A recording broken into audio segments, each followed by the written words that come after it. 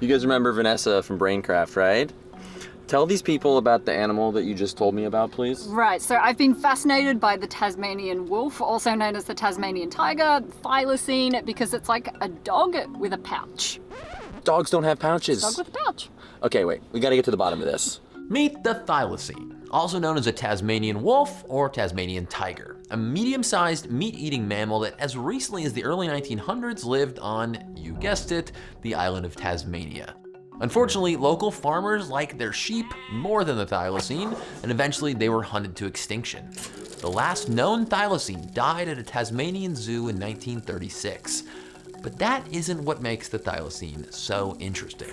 So if I was on the island of Tasmania and I walked up to one of these things, I would think it was a wolf or a dog or something like that. It's actually a marsupial.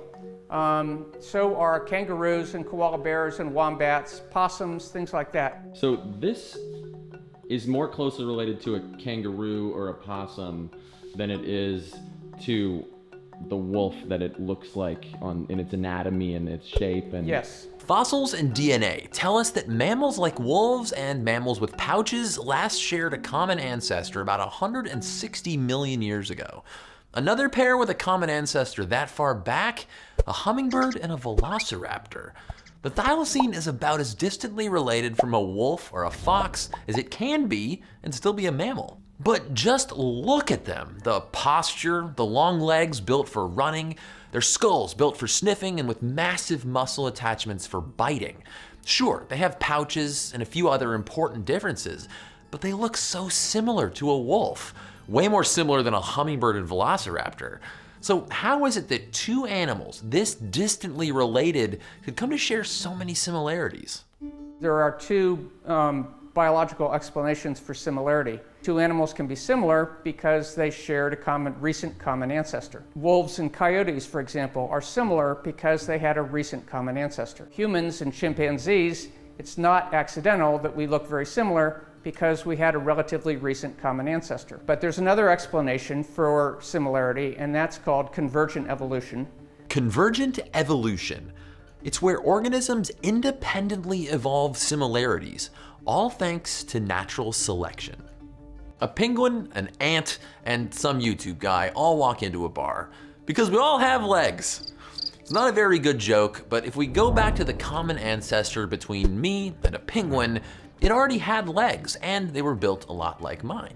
We say a similarity like this is homologous because the trait was inherited from a common ancestor. But the common ancestor between me and an ant was so long ago, it didn't have legs. Our ancestors and ant ancestors evolved legs independently. We call these similarities analogous. Analogous similarities are the result of convergent evolution. One of the most striking examples is in how the wolf and Thylacine walk. Think of your own foot. We're plantigrade animals. So plantigrade animals put their whole foot flat on the ground. The ancient ancestors of the Tasmanian wolf were possums, like our neighborhood possums, and they're plantigrade animals like we are. They put their whole foot flat on the ground. When a dog stands or a wolf stands, their heel is up in the air, right? So here's the hip joint, here's the knee joint, there's the heel joint. So what they're standing on are their toes. The Tasmanian wolf keeps his heel off the ground and it's walking on its toes like a dog. Despite coming from different ancestors, the wolf and Thylacine independently evolved this analogous trait, walking on their toes. I'm never gonna look at my dogs the same way again, that they're tiptoeing around the house all the time. Another example, take a bird's wing and a bat's wing. Homologous or analogous? This one's a little tougher. So let's see if I can guess what this is. So this is a bat then, right? Yes, this is a bat. This is one of the larger species of bats. This is a fruit bat. It also says fruit bat right there. Right. I was cheating. The common ancestor of birds and bats already had a forelimb, so having an arm-like thing is a homologous trait. But using that arm-like thing as a wing evolved independently in birds and bats. So flying with arm-like things is an analogous trait. Birds flap their whole arm, but bats fly in a totally different way. The scientific name for the group that bats belong to is Chiroptera, which means hand wing. Its wing is formed by its hand. I recognize this. Like you look at any X-ray of your arm, that's the same. Like one bone, two bones. Right. Does that mean that's a thumb? This is a thumb. So, similarity inherited from a common ancestor, homologous. Similarity not from a common ancestor, analogous. Let's run down some examples. The human inner ear and a Dimetrodon's jaw joint are homologous. Our distant shared ancestor had the same structure. Platypus and duckbills. Analogous. Their shared ancestor didn't have it. A bird's feather and a reptile's scales. Different today, but both are inherited from a common ancestor, so they're homologous. And the wolf-like body of the Thylacine, now we know the answer. It's analogous. It formed independently by convergent evolution. The key to convergent evolution is a similar environment. Conditions like the climate, competition, and what food's around determine which traits are favored more than others. In the open ocean, a streamlined body and powerful swimming tail, it's proven to work. And so we see it in all kinds of animals. Underground, a legless body seems to work pretty well. For medium-sized carnivorous mammals that have to run after their prey, a dog-like body works really well, so we see it again and again and again. And these are all just examples of similar body shapes and anatomy, but behaviors can be convergent too. Just ask a bat and a dolphin, if you speak bat or dolphin.